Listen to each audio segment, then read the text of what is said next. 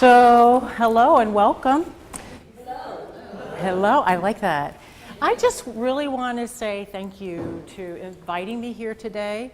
I don't often get a chance to work with people who are at a juncture in their professions, meaning they're going to this S-curve of saying, hey, I want to take my company to the next level, right? And so that to me connotes a certain willingness and excitement about being here and wanting to learn, because I'm a little bit of a nerd. I love learners. So forgive me if I get a little, wonky on you. And I also like to walk around. I'm a walking, talking type of person. I hate sitting behind things, but for today's technology, you'll see me run back and forth a little bit. So today's conference, this is about community. And, and as I listened to the earlier panel, it's an awful lot about letting people know who you are. What makes you tick? What's your passion? Why you're here in the room today, all right?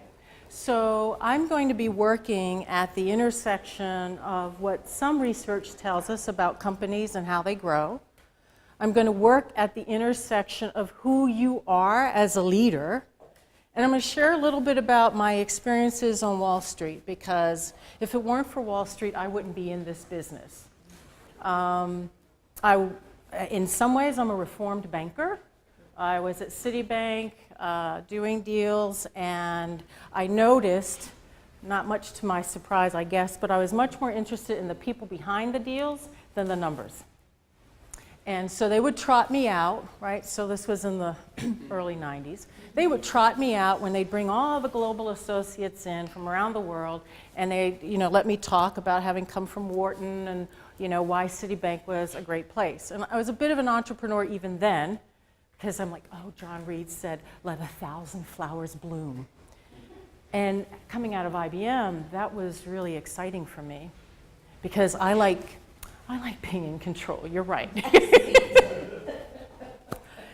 and so, that kind of gave me some insight about my horizons and where I like to play and the space I like to play in.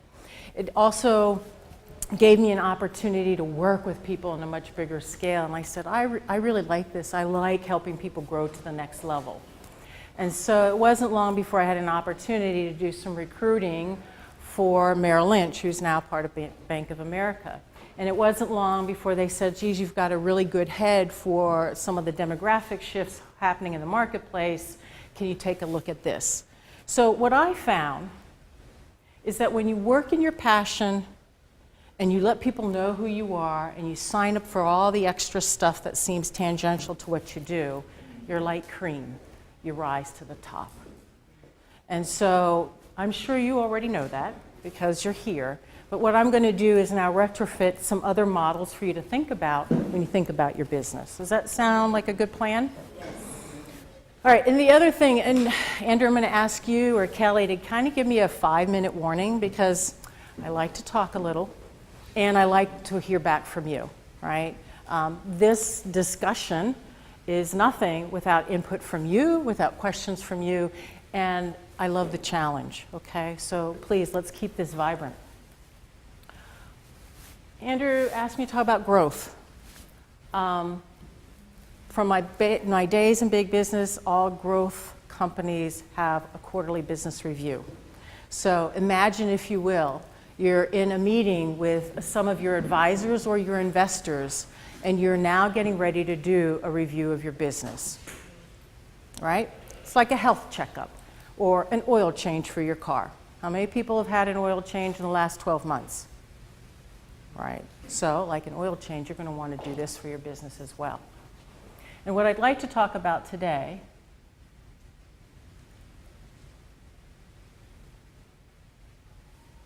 once my Prezi loads up.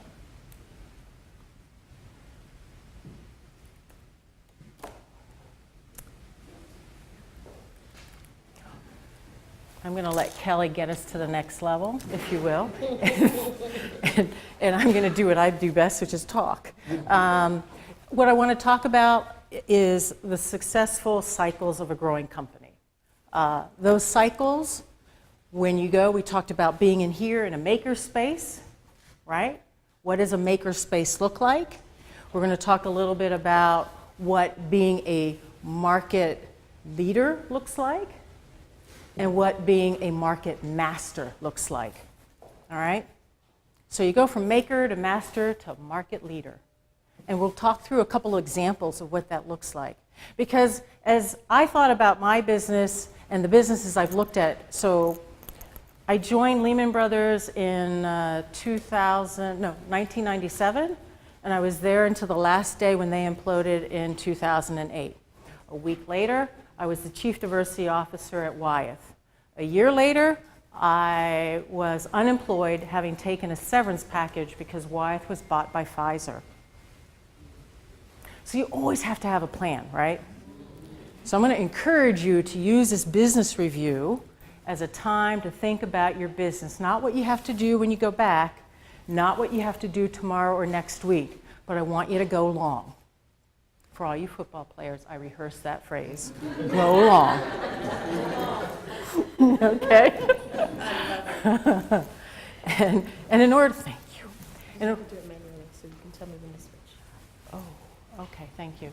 So look, I get to, yes, thank you. All right. I hope you like this software too. It's really cool. It's Prezi, and I'll tell you about it later. So the art, and now I'm guessing everyone in the room is over 21. Anyone under 21? Yeah. I like that you own that. Thanks. So I coach, as part of my business, I coach standing executives, meaning CEOs and presidents of their companies. And one of the biggest things that I need to do is be credible with them. However, most of those folks are going to retire, and the new generation is talking about how do you socialize the concept, right? In our generation, I just need you on board with me today. All right? Language matters. All right? So I want to get you on board. I want to show you how others have gotten other people's on board, and it's pretty exciting. Talk to you a little bit about building partnerships. We can't do this alone, right? Probably what got you here today was by sheer grit, some good relationships, and now I want you to take those relationships to the next level, right? How many people have mentors? Very good. How many people have an advisory board?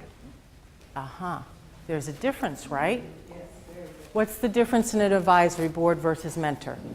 With the advisory board, they basically are going to take what you share with them and just kind of give you some, become a GPS for them. I like that. GPS, a GPS. And how many people are on your advisory board, if you will? 4. And do they also look out for your personal well-being?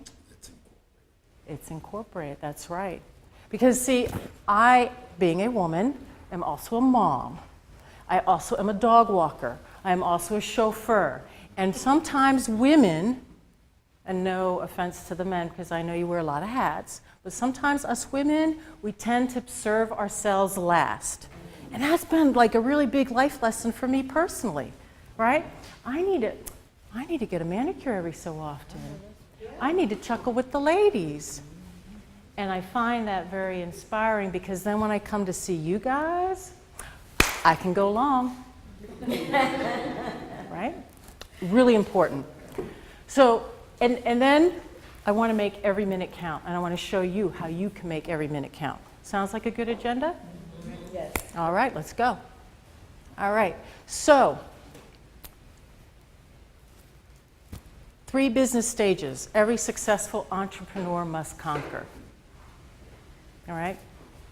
There's a lot of research out there about personality types, about business priorities, and that is why, and the uniqueness of them. And we have natural dispositions, okay? So I'm not going to go into all the jibber jabber. I'd love to, because I'm a nerd. But I'm going to give you a shorthand about what that means. If you have a pencil, pen, or paper, and you could take it out now, please do. I want you to work an exercise with me. Pen, pencil, or paper. You know this one. All right.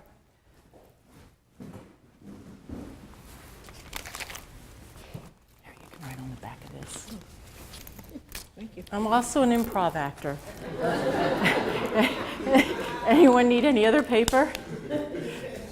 Okay, very good. Oh, this works wonders in a married life as well, trust me. Okay, so everyone have a pen or a writing instrument? All right, do me a favor. Write your name, cell phone number, and address. And when you're done, put your pen or pencil down.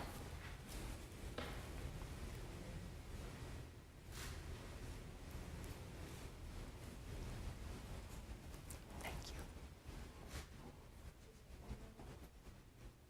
Name, number, and address. Now, you're not going to share it, okay?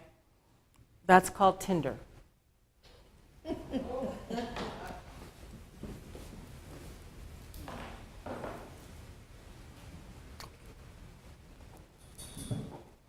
Okay. Lovely. Lovely. I love this. This is great. You all have a home. Okay. So now, put your writing implement in the other hand and do the exact same exercise. I'm sorry. Name, number, and address. In the other hand.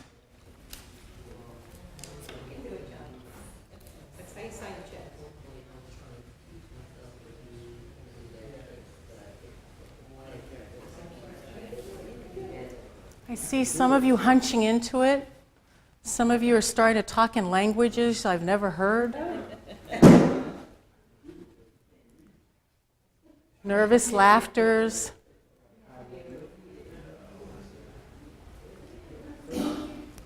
Some of you haven't written your last name yet.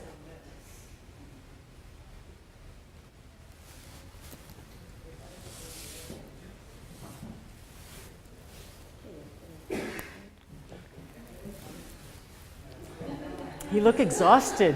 I am. And then when you're done, put your pen or pencil down.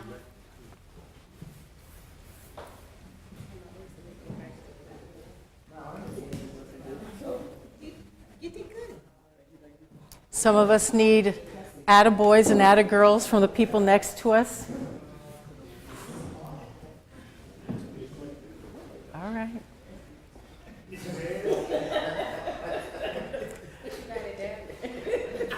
He got something down. All right. You know, not for nothing, but some of you are still writing. The first time I asked you to do it, I think the first person had their pen down in 20 seconds. We are a minute now into the second of this exercise, and some are still working. What did that feel like? What was the difference? That's a really good word for it. Struggle. Confident on the first time, a little incompetent. Yeah, right? Change your perspective. Now that sounds like a coach, right? So if you had to write with your second hand for a week or a month, you could, right? Yes. You'd get better at it. Do you think you'd ever get as good with the second as you are with the first hand? Right. And in that time, the competition has eaten your lunch, haven't they? All right. So that is a core principle about the power of community. You're smart, you're bright, you've been successful till now. You probably could do it. I know you could because your mama said so. But the reality is that there's someone who's working with their first hand doing what you're doing with your second hand.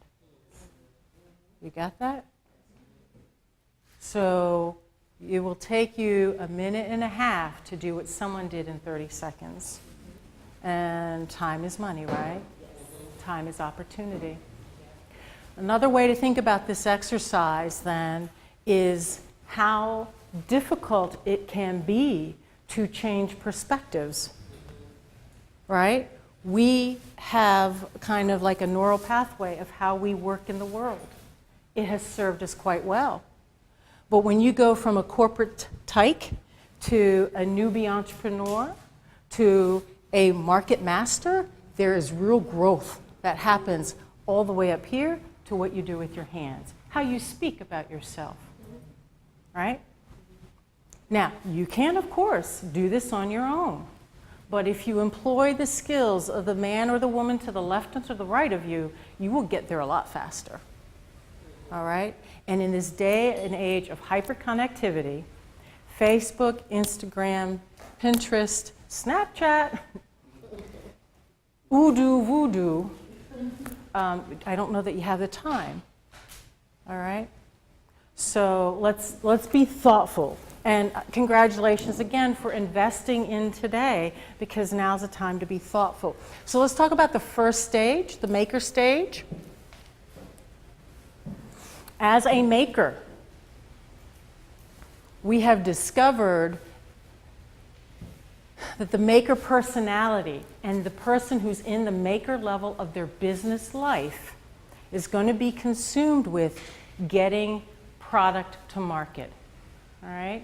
Think about Michael Dell building computers in his garage. He wasn't thinking about, business in China. He was thinking about how do you get that computer out and to someone who's going to pay for it.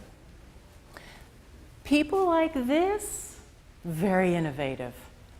They discover new opportunities. They see new ways of combining things. They see gaps, right? And they're all about just do it, get it done. Anyone know any of these type of people in their lives?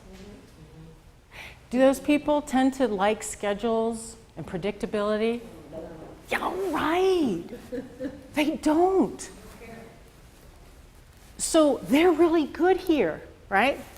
If you think about Kickstarter, how many people know Kickstarter? Kickstarter is a way to crowdsource some income, some revenue, some funding for your business. You're going to talk to some people later on this afternoon who use crowdsourcing as a strategy. Great strategy, right? It's been around for a long time.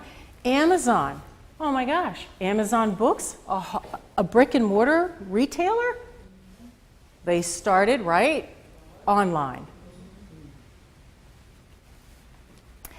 It requires a mindset, a personality, and a strength that's right here. Okay? Sometimes they fail. You can hit the next one, Kelly. Ooh, go back.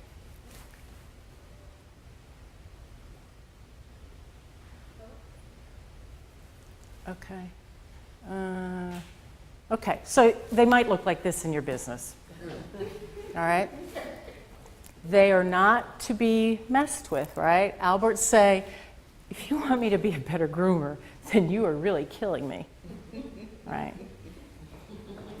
And when I worked for Lehman Brothers, we were acquiring businesses out in Denver, Colorado. I liked it because I got to go out there and go skiing and so forth, and I was like, whoo-hoo, this is a good life.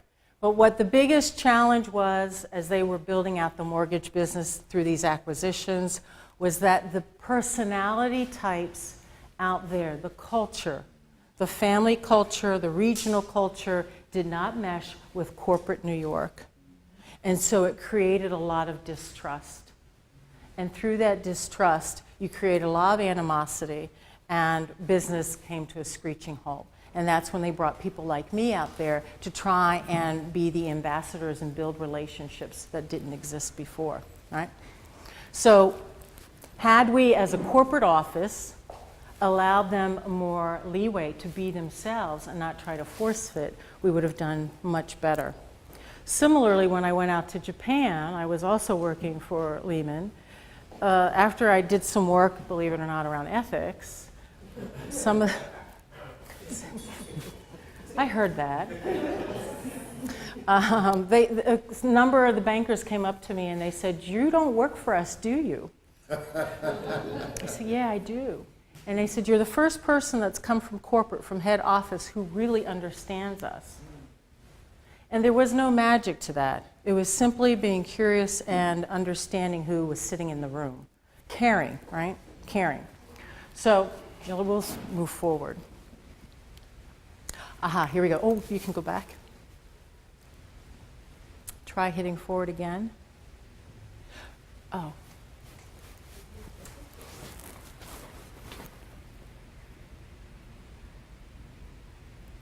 Sorry, guys. We're...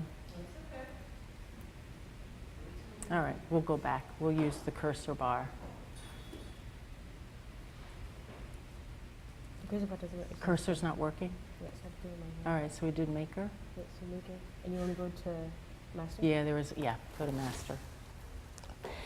There's a lot of fly-ins that I'm trying to bring up for you guys. So, and this isn't working? Huh. All right. What do they say? Never let them see you sweat? Okay. It's just taking.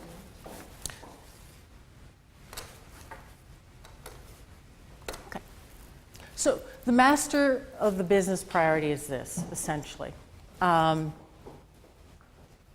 Imagine you are at that stage where you're getting 1, 2, 3 clients in, right? Like the business center.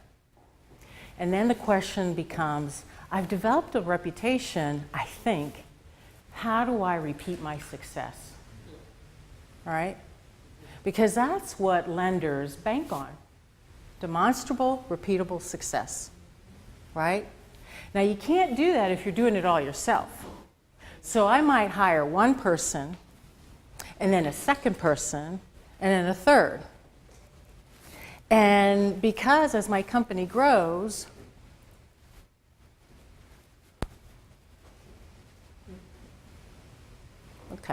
as my company grows, I'm trying to develop the systems that allow me to hire the right people who can help me deliver to the client in a consistent, repeatable way.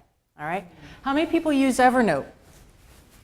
Ooh, who doesn't know what Evernote is? I told you you'd learn something. All right. It organizes everything. It's the best thing I've made in the world. It's the awesomeness. Your phone, your tablet, your laptop, your computer, whatever device. Isn't there another portion to Evernote that's someone else is telling me about? No. This is exactly what we're trying to do, right? Tools, practical tips, takeaways. So Evernote is a note-taking system, all right? It is an online note-taking system that allows you to take notes with your voice recorder, record it, file. It allows you to take a picture of those slides and file it under how to grow faster. And then when you go and sign in and you type in the word grow or grow faster, in the paid version, it will search your documents and pull every document up in which it says grow faster. When you are online and you have it installed on your desktop, I told you it's good for you to stay, right? You can have it where it's a note clipper. You're reading on the New York Times, there's a page that's really important to you, you click the extension, and it will automatically file it on whatever file folder you would like. You can access it on, oh, look, all my notes are there. You can access it on your phone, on your iPad, your Droid, desktop. You can go into someone else's office. I don't take a paper folder anymore when I meet with coaching clients. I just type it right into my phone. And this way I can keep track of all of my conversations with them, right? I can keep track of all the personal information. It's just right there. You have unlimited data storage with the paid version. Okay? So when I first started using Evernote, it may have been 5, 7 years ago. I used the free version, then I left it, and then I went back. because they were now linked in with Franklin Templeton planners and whatnot. And I thought, oh, well, that's really good. And then over the years, they expanded the services so that I could do clipping and I could write on the files and so forth.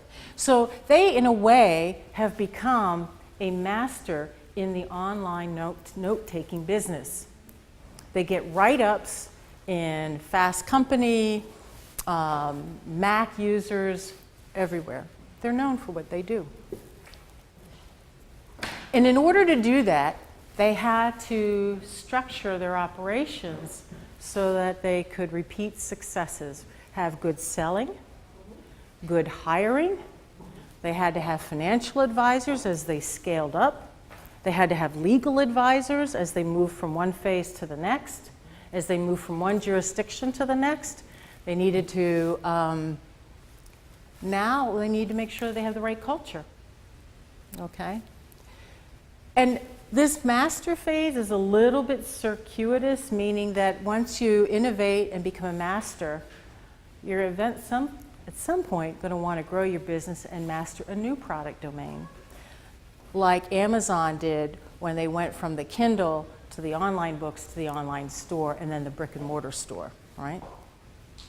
So as they move from market to market, they become a master in the market before they take on something new.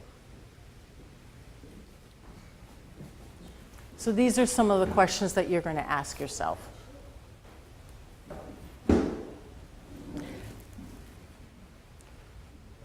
And as you can see, Facebook has done a fairly good job on that as well, right? So speaking of Facebook, you know that you've made it to the next level when, and we can go to the next slide, Kelly.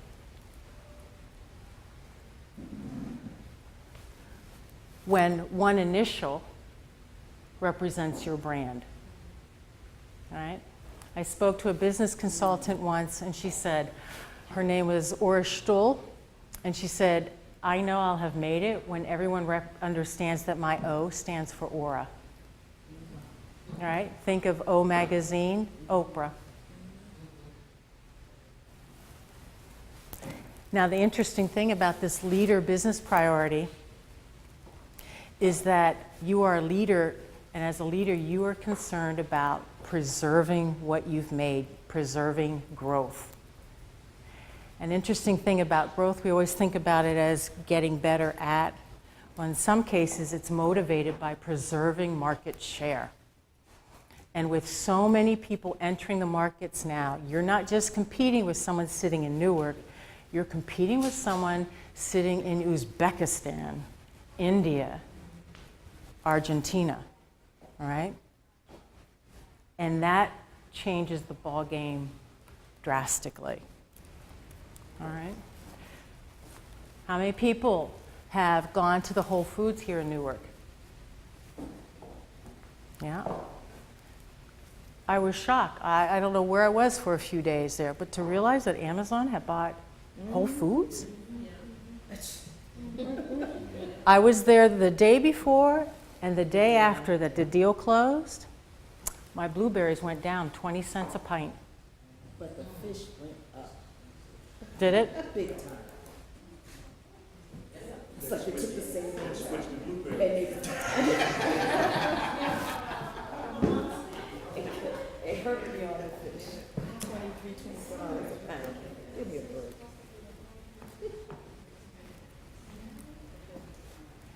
Can you hit the bottom click? How many people saw 60 Minutes on Sunday? It was Oprah's debut as a correspondent for 60 Minutes. Yeah, really good. Why? Well, first of all, she has brand recognition, so she got my attention right off the bat. But she basically delved in deeply into what networks are not doing in terms of really trying to understand the political divide. And it was a really good soft-led, good soft. So interesting. I heard just now that Oprah's brand engenders compassion it's a good soft landing for her. When your brand evokes someone's emotion, does that not speak of loyalty? What % of your clients feel loyalty to you? One wise man said to me, people buy from people they like, right? When you are a market leader, you can move from domain to domain because caught her attention. When you start showing up somewhere, do you catch people's attentions? For all the right reasons. Forgive me for having a little fun with our conversation today. So, that's when you know you're at the leader level, market leading. So let me ask you, how many people are, if you look at your business, are at that maker level? I know I'm still trying to refine my niche, my space, right? How many people think that they're at the master level, that they've mastered it? Okay, we've got 1, 2, good, 3. All right. And how many people are market leaders? Okay. Your niche is well defined, you've got infrastructure, you've got a good network, and you have a question or thought. I'm a market leader in my family. Okay. Is your family the enterprise that you're building? So we have a family business, but I'm the market leader in my family. I am a master in the business, but as a leader, I'm a leader in my family. That's a whole different category, but still it's a business, family business. Raising a family, taking care of family is somewhat a business. All right. You have to correct, guide, improve, correct. There's a lot of things to do, it's like running a business, but in a different way. Mother love is a business. Yeah, it is. But I'm going to stay on the track of the conversation. I think that's a whole weekend conference. Yes, it is. All right. So when you're a market leader, people listen. They'll take a photo of your bathroom and put it on Instagram. Here's another one. They'll ask you what books you read. Because people want to be just like you. Yes. Do you inspire that? Do you have your market leading persona together?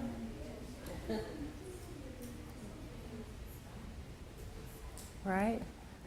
There are people looking at you all the time. You don't know when or how you are inspiring. All right, so I have a funny story. Men, sorry, but you're going to have to live with this one. I'm with Wyatt, right? Chief Diversity Officer. I come from Wall Street. I am blue down. Okay, I got rid of the IBM white shirt. But, you know, I'm talking with the CFO, the CHRO, blah, blah, blah. Months later, company is transitioning. One of the younger vice presidents comes to see me. Hey, blah, blah, blah, blah, blah. This is what I'm going to do. I'm like, yeah, go for it. And she said, you know, the one thing that I really admired about you, and I'm like, yes. Ladies, was that you wore nail polish on your toenails. I said, excuse me. And really, what it was that I had the audacity to show a little culture, a little bit of my style and personality. It peeked out. I couldn't be total blue down, black all the time. And that was my one little rebellious way of owning my personality. All right? When I was a teenager, I earned spending money through modeling.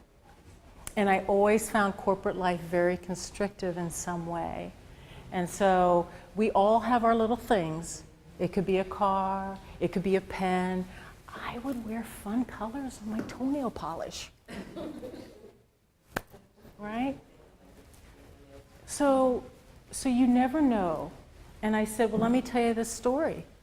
It's about owning who you are and finding passion.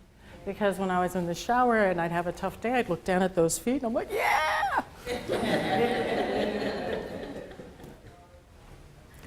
Go long! All right? This is a long game. All right, so we'll go to the next slide. Okay, we're going to talk a little bit about relationships. So let me ask you about business models. Does this resonate with you about 3 different stages and building your business? A little bit about how these differentiate. Even if you're in corporate and you're working with corporate people, this is the basis of a lot of conflict. I had you do that exercise, right? Someone who is inherently a maker finds it very difficult to be the master and have all those systems in place, right? It's very difficult. It's like them working their second hand. And yet, if the maker doesn't learn to be a master, the business goes kaput, right? The power of community. You need to hire. But guess what else? How many people know about psychological blind spots and biases? We tend to hire the people that make us feel good. We tend to hire people who either look like us, talk like us, came from the same school, played tennis with us, right? But is it necessarily the best person for your business? Right? So you got to be a little bit thoughtful, right? And that's why you're here today, to think about some of this. So, we've talked a little bit about business models and a way to think about your business. And a fair number of you are in that transition between maker to master, right? So what? Why is this important? It's simply a way to organize your thoughts about what to do next. Now, I have a point of view, and I'm going to share it with you. That point of view is, be clear about who you are, what you're offering, right? In the earlier slide, Amazon said, when they had that hiring plaque, we are the consumer-centric company of forever, the universe. Come work for us. If I'm not consumer-centric, will I ever go to Amazon? If I do, will I thrive there? Will I stick out like a sore thumb if I don't? Yeah, and my shelf life won't be so long. Can your business afford a high transition turnover? Look, CEOs leave their companies about 18% a year. Those large multi-billion-dollar businesses can afford that sort of turnover. But can you? Right? You hire one person, that can double your head count by 100%. Double it, right? It's about scale, right? So, how many people watch Shark Tank? Yeah. You know, your insight comes from everywhere. My daughter at 14, actually 13, turned me on to the show. I'm like, what are you watching? Get away from that TV. And then I was trying to be like new age and progressive. Okay, honey, what are we watching Friday? And now here I am referencing it for a business presentation. I was so proud when I ran through the presentation for her. Look, honey, see? Look how you influence Mom.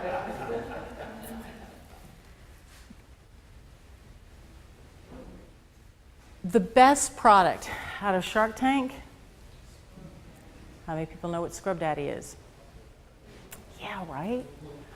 So let me tell you something. 7 million people watch Shark Tank every Friday. Do you know that for 100 tapings and 100 auditions, they get 40,000 applicants? Do you know today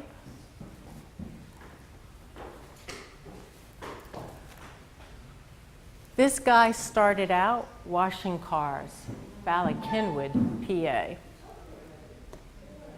His storyline, what he does, whoa, go back, is he helps get rid of germs and smelly sponges in the house. But in order to capture the attention of the sharks, he had to be coached. Those 100 people got coached. There's a guy who coaches, and his company name is Funny Biz, B-I-Z-Z. And he coaches all those 100 people, and when they actually do the taping, it goes on for like a solid weekend from sun up to sundown. And if you're a shark, can you imagine having to listen to all those pitches, right? So what do? How do you stand out? The first thing that consultant advises them to do is don't talk about what you're selling. Talk about the problem, right? You guys want to go from maker to master. That's a problem. Imagine what it would be like to grow by 2, 3, 4, 5 people to 100 people. That's what Funny Biz would say. It's not about me. It's about the problem we're trying to solve here. It's about our community. How do you tap into the right people who are going to show the same passion and level of dedication that you do? Where are your tools, right? So, with his storyline of this little smiley face sponge, now his backstory is interesting. Go to the next. He was able to tell a story of working in his garage to 7 million people, right? And they weren't sure if he'd get a deal, right? Because why would you think it's such a great thing?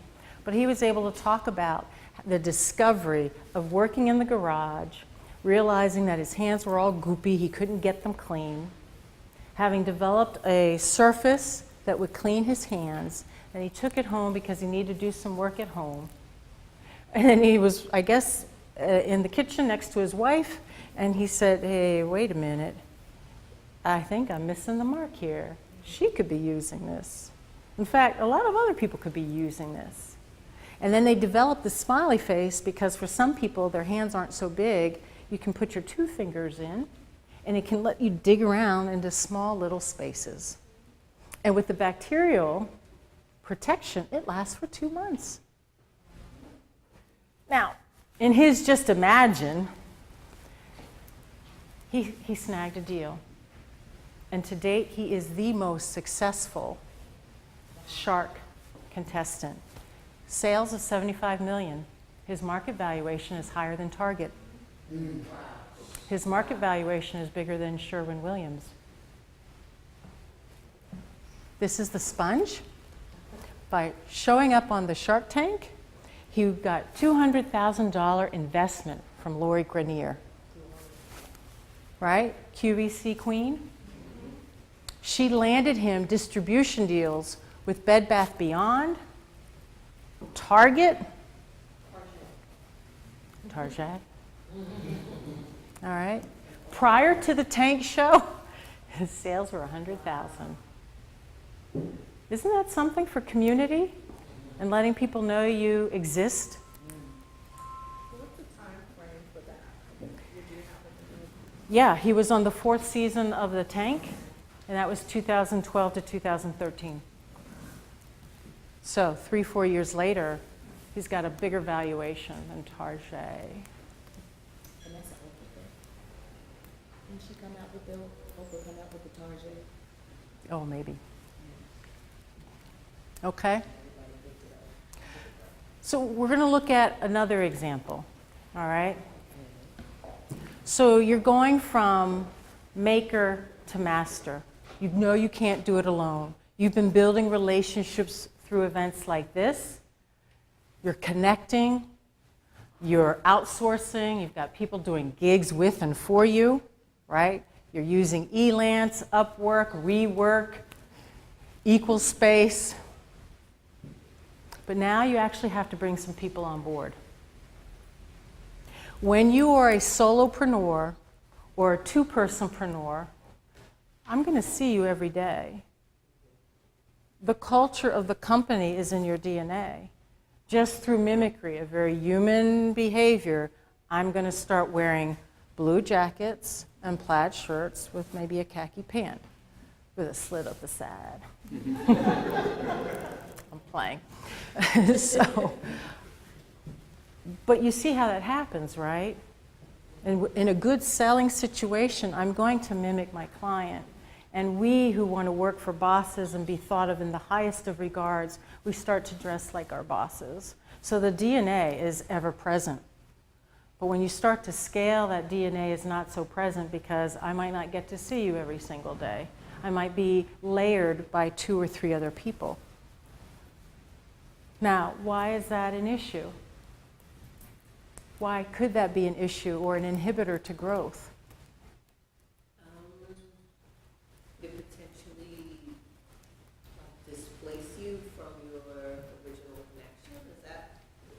Sure, the emotional connection can die down. The passion can die down. I'm here just for a job, right?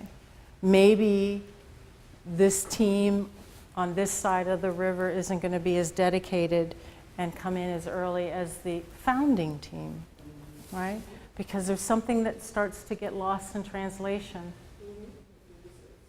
right? So you start to think a little bit differently about the people who you have a relationship with, your employees. How about the people who invest in your company? You know, I met Kelly just first time today. I'm like, so Kelly, you know, like, when you don't want to work for this guy over here, like, you're good. Can we do something? I mean, your employee, we already negotiated a deal. But your employees then become your brand ambassadors. Right. Their enthusiasm, their love, their passion, their dedication, they speak for you when you're not even in the room. And if you're really lucky, someone's going to try to hire them away. And they're going to say, well, I'd love to, but you know, I've got a dedication over here. Really?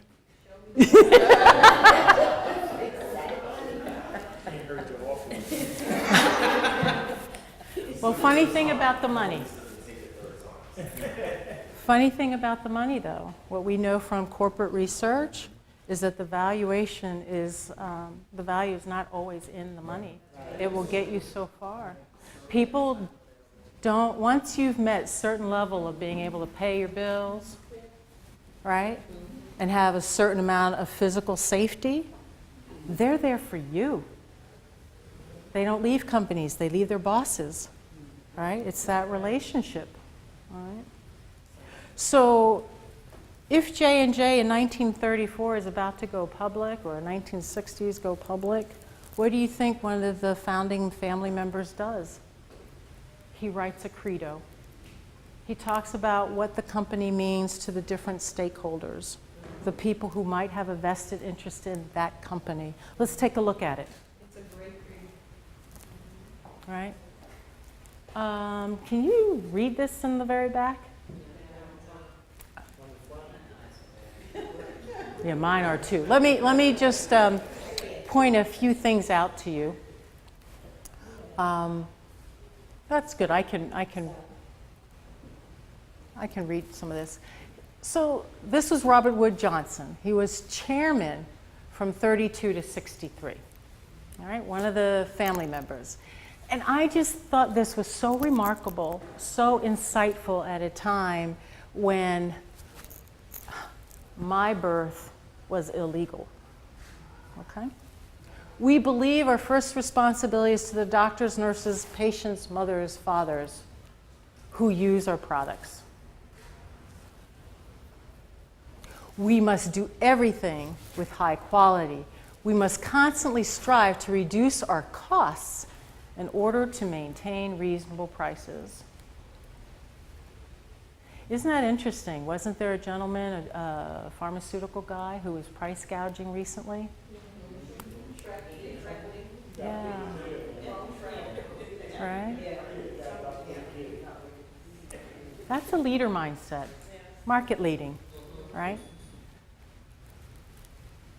Our suppliers, distributors, comma, employees as well, have an opportunity to make a fair profit. that's building a level of trust in me. How about you? Employees, we're responsible to our employees, the men and women who work with us throughout the world. I have a coaching client right now. He sits on Park Street, and there's a big political issue. He heads up a sector for a Japanese bank, and they're on a build-out right now. And there is some political tussling with one of the capital markets desks. So I go in and I do what we call a 360. I interview all the stakeholders to see what's going on, how the individual's perceived. And one of his nemesis, if you will, says to me, you know, Angela, I like so-and-so. I'm like, yep, I heard that before. And he said, but so-and-so doesn't get this business. The way you really do business is, and then he proceeded to explain. I'm like, yeah, that all makes sense. I've heard that before. And he said, and this is where everything came to light. He said, I've hired about 200 people to come work for me.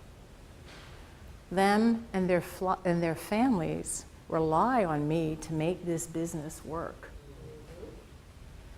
And I all of a sudden got a really good sense on why the conflict was there. He was afraid to fail. He didn't have confidence in my client. Whereas up until that point, we're like 2 months into the coaching engagement, everything I had heard from my client was, he's just a jerk. He's just this, right? But there was a lack of understanding around the motivations and fears that kept that relationship so rigid. And so if they would have been able to be brought to the same table at the same time, to talk about how do we make sure everyone wins, we might have a different outcome, right? Where you're not relying in your role, you're not relying on your past reputation, and you're not falling into your fear. Okay. So Robert Wood Johnson, he says, we're responsible to communities in which we live, taking a role that earns them recognition far and wide. Why is this important? When you go from maker to master, aren't you hiring people? Aren't you looking for contracts with the government? Don't you want to be known as equitable, fair, and get the best and brightest talent? Okay? So it's an ecosystem you create. Make sense? Yes. Okay.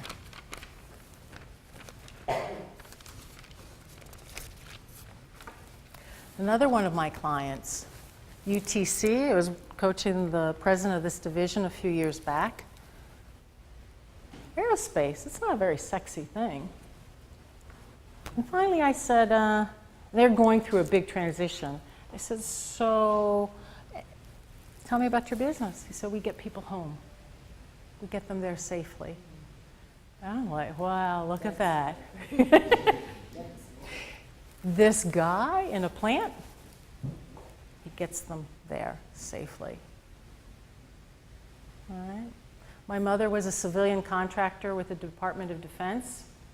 She's also German, so there's a little bit of this analness, maybe control.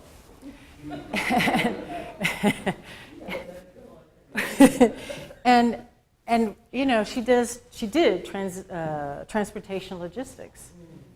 So I'm like, Mom, it's really okay if people work from home, right? She said, no, you gotta be in the office. They're just sitting by the pool, they're just swimming and hanging out. Hi, Mom. You know, so it's a mother-daughter thing, right? And ultimately, she said, these young men depend on us getting things to them safely. I'm not sure that they're giving their all. And I said, whoa. In her sense of duty, her first hand is about duty. You will never get her to use a second hand. And right then and there, I got a real insight into this person who's my mother, who she was as a woman, duty bound. And that's what made her so good and also such a tough nut to work with, right? Because if you were slacking, All right, So let me ask you a question. You can go back, Kelly. Yeah, right, stay right there. What do you do? We've heard a lot about the 30-second spiel, the elevator pitch. Think about where you are in the phase of your company. Are you a maker going to master? Think about the people you need to talk to. Do you need funding? Do you need employees? Do you need free space? Do you need more friends? What's your message? Are you just a provider of space? Are you just a meeting organizer? Do I just tell people what to do? Right? When I'm meeting with the head of HR for a new company, I'll say, imagine having to get a new initiative done across 3 different geographies with 4 different teams and silos.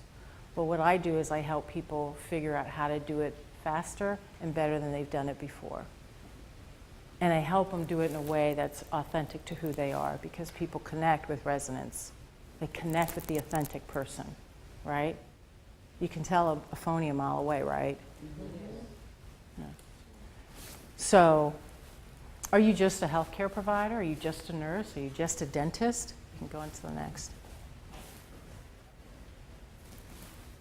Do you just provide eye exams? Or are you a place where I can feel comfortable that you know a lot? That I know you're going to take care of me, that you're going to provide direction to where I need to go next, right? Am I just a professor? No, I'm actually helping to develop that next generation of leadership in a way that's inclusive, that makes them feel valued. Because it's really, frankly, a matter of national security, right? I've lived through 9/11. I know what that's like firsthand, to feel hated by people who feel disenfranchised. I don't want that for my kid. Do you? So let me ask you. Right now, turn to the person next to you. Ask them what they do. What do you do? I make certain that business owners have the right phone number and their resources. I like that. Taking what you stated, not what I sell, the product. There you go. All right. Thank you. What do you do? I help people meet their goals through home ownership. I like that. I like that. And you? I help businesses navigate government issues.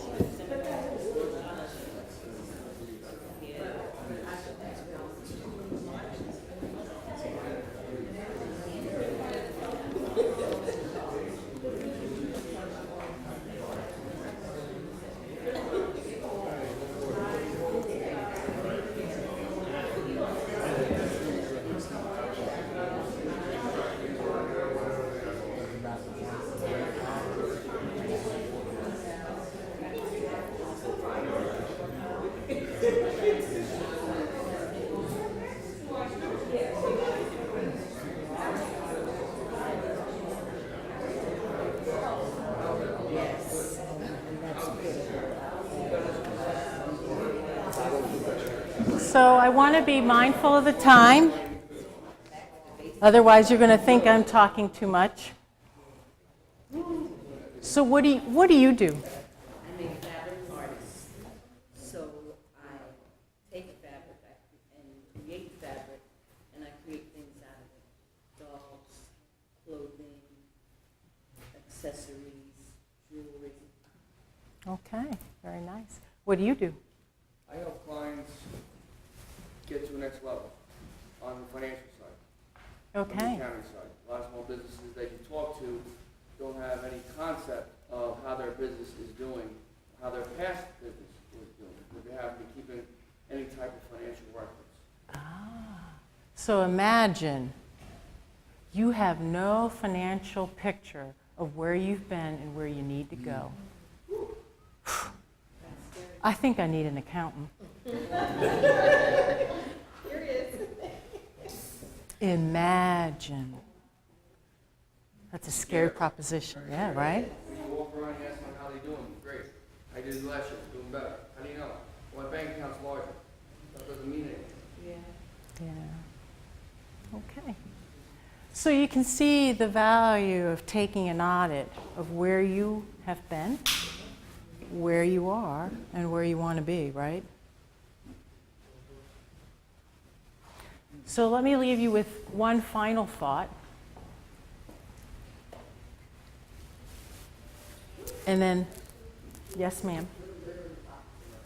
So, the development that I work for is as I'm thinking of how what stage it's at, right? So we are a business that's looking to attract the makers. But we are, it seems as though we're at a master/market leader phase. But then we keep backtracking, right? Because it's a new business. The company started at, and its vestiges are in the recycling industry. And now we've transitioned to real estate development. So literally, it's sort of like a huge startup, essentially. So what advice would you give a company that's positioning itself as a market leader that has not necessarily gone through the maker and master phases? Like sort of, does that make sense? It's easy to think about success as I did it, I planned for it, I made it, right? So you want to be thoughtful about, was it a happenstance success? Did you innovate the success? Could you teach another company how to do what you did? Do you have the systems in place that you could scale to grow bigger? That, I think, the internal systems is a really good indicator of where you are on that matrix, right, or that continuum.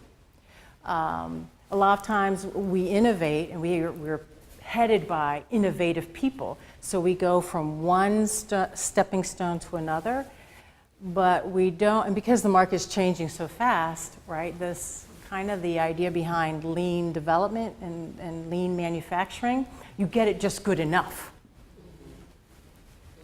But eventually you're going to have to ask yourself, what business are you in? Who are my clients? And am I meeting their needs? So when Amazon was a seller of books online, that was one client mindset. When they decided to we want to be the consumer's best friend, then they started morphing into groceries, and then the online vendor of all, right?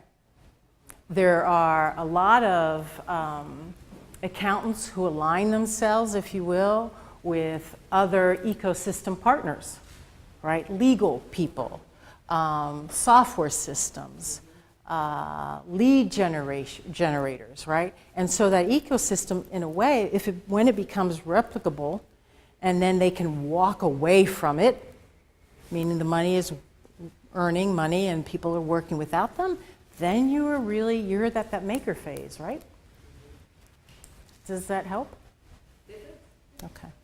Well, to sort of piggyback off of, or kind of add on to what the question she asked, I don't, clarify if I'm wrong, I don't see a company being able to go directly to the market leader stage, unless it's an inherited business, or because even if they expedite into that fashion, let's just say, for example, someone automatically came up with, sort of creative enough to come up with a product that happens to be when it hits the market, happens to be a master type of service. They still went through the major master. They just expedited that process through haptic. But for the most part, I think you have to go through that, whether it's pretty fast or slow through that process. Correct. I would agree with you, Okay. even if it's a matter of hours. Right? You do have to think about how do you repeat your success in order to say who your markets are, in order to talk about your 30-second pitch or the elevator pitch. You have to think about that, right? The question is, are you going to use the first hand or the second hand? or you're going to find someone whose firsthand it is. Right? So yeah, thank you for pointing that out. Okay. So now the hat trick here is, what's your plan, right? Most entrepreneurs I know run 3-4 different gigs, even the really big ones, and they get inundated with, I got to do this, this, this. And intentionality is so important, right? What am I going to do today, tomorrow, next week? And so how are you going to use your Evernote? How are you going to use the connections from today? And if I can submit one offer, one kind of a mental cheat sheet, that which is important, that you and you alone can only answer, and that is not urgent, should be scheduled. That which is yours and yours alone, which is urgent, you should plan to have enough white space on your calendar to do that. Because urgent things, emergencies, always happen, right? That which is not in your power zone, your zone of expertise, you either delegate, outsource, or drop it from the to-do list. Right? Plan, white space, drop or delegate. So I got my 5-minute warning about 10 minutes ago.